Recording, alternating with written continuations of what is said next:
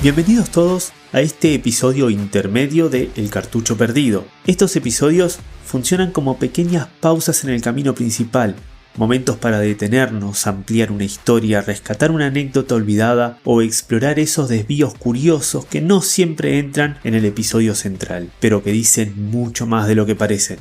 Yo soy Camilo y hoy vamos a abrir uno de esos cartuchos secundarios, de esos que no aparecen en el menú principal, pero que esconden historias tan extrañas, fascinantes y misteriosas que merecen ser jugadas aparte. Ajusta el volumen y vamos a explorar.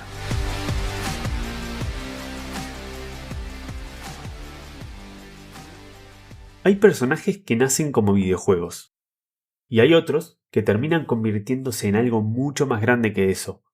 Sonic no fue solo un juego exitoso, fue una respuesta, una declaración de intenciones, una forma de decir, así somos y así vamos a jugar. En un mundo dominado por héroes tranquilos, saltos medidos y tiempos precisos, Sonic apareció corriendo, literalmente. Azul, rápido, irreverente, con actitud y con una misión clara: representar todo lo que Sega quería hacer en ese momento. En este episodio intermedio vamos a hablar de Sonic, de cómo nació, de por qué fue tan importante y de cómo pasó de mascota corporativa a ícono cultural. De videojuegos, sí, pero también de dibujos animados, películas, reinvenciones, caídas y regresos improbables. Este no es un episodio sobre velocidad, es un episodio sobre identidad.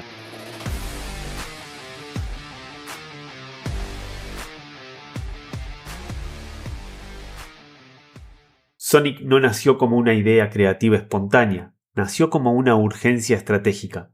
A finales de los años 80, Sega estaba creciendo, pero también estaba incómoda. Había logrado posicionarse como una alternativa real a Nintendo, pero seguía jugando en terreno ajeno. Nintendo no dominaba solo el mercado, dominaba el imaginario colectivo. Mario no era simplemente un personaje exitoso, era una figura de confianza, continuidad y familiaridad. Representaba un tipo de videojuego seguro, medido, casi reconfortante. Sega entendió algo fundamental. Para competir de verdad, no alcanzaba con hacer mejores consolas o juegos técnicamente superiores. Necesitaba una identidad, un símbolo que no pidiera permiso y que dijera, desde el primer segundo, esto es distinto.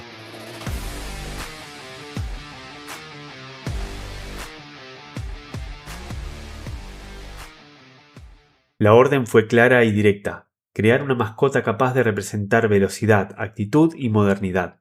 Así nació Sonic, azul como el logo de la compañía, rápido hasta el exceso y con una personalidad que rompía con todo lo establecido. Sonic no sonreía tímidamente, no esperaba instrucciones y no tenía paciencia. Si el jugador lo dejaba quieto, Sonic lo miraba con fastidio, cruzaba los brazos, golpeaba el suelo con el pie y dejaba claro que el problema no era él. Ese gesto, aparentemente menor, se volvió legendario. No era solo una animación simpática, era una declaración de sus principios. Sonic no estaba diseñado para avanzar lentamente ni para jugar a lo seguro. Sus niveles eran una especie de montaña rusa, pendientes pronunciadas, loops, caminos alternativos, saltos ciegos. El error se castigaba, pero la audacia se premiaba. Por primera vez, un videojuego parecía decirle al jugador: corre, confía y arriesgate.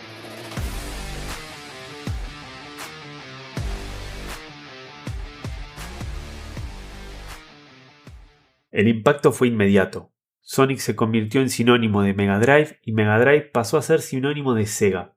La publicidad acompañó esa identidad con un tono agresivo, casi provocador.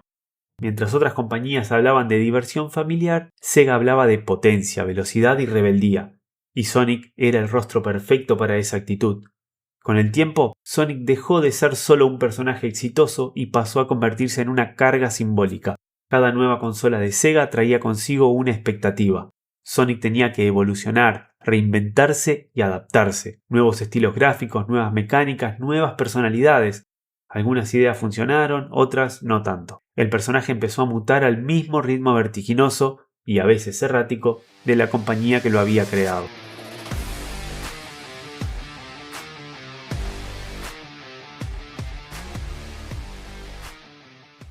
En ese proceso surgieron anécdotas y mitos que ayudaron a construir su leyenda.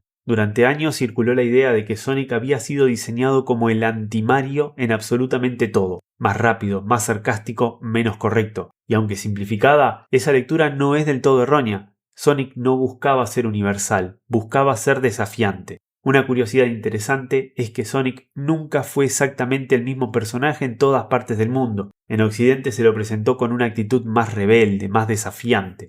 En Japón, en cambio, su perfil era ligeramente más heroico y amigable. No fue un error ni una contradicción, fue una adaptación cultural consciente. Sonic se moldeaba según el público, algo poco común para la época.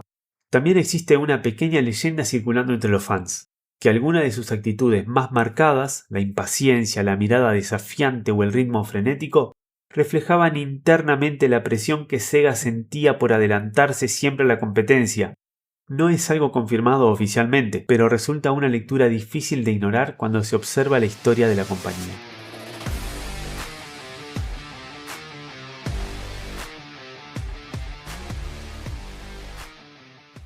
Cuando Sega abandonó definitivamente el mercado de consolas, muchos pensaron que Sonic desaparecería con ella, pero ocurrió exactamente lo contrario. Sonic sobrevivió a su creadora, cruzó fronteras que antes parecían impensables y apareció en consolas que habían sido rivales directas. Uno de los momentos más simbólicos llegó cuando compartió escenario con Mario en los Juegos de los Olympic Games. El mismo personaje contra el cual había sido concebido le daba la bienvenida. Ese encuentro no fue solo un crossover comercial, fue el cierre de una era, el final silencioso de una guerra que había definido a toda una generación de jugadores. Había llegado el momento de enterrar las hachas.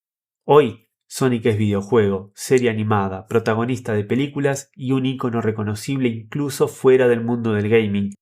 Pero por encima de todo, Sonic es el reflejo de una época en la que los videojuegos se definían por identidad, actitud y riesgo.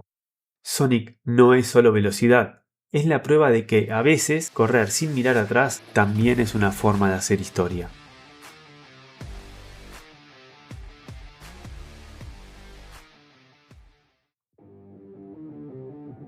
Te doy las gracias por escuchar este capítulo. Espero sinceramente que nos volvamos a encontrar en el siguiente, donde sin duda aparecerán más joyitas ocultas. Y quién sabe, quizá alguno de esos cartuchos perdidos que seguimos buscando todavía aparece en el lugar más inesperado. Soy Camilo y te espero en el próximo episodio de El Cartucho Perdido.